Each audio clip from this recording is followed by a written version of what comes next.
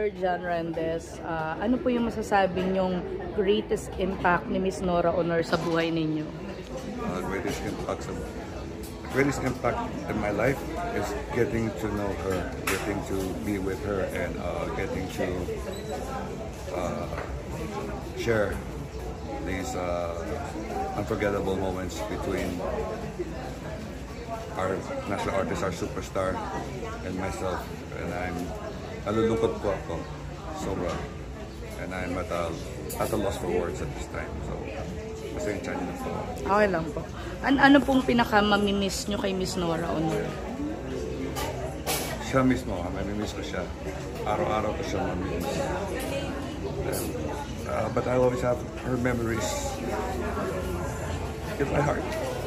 I'll carry that with me for the rest of my life po. Yun lang po. Thank you po. Yes po.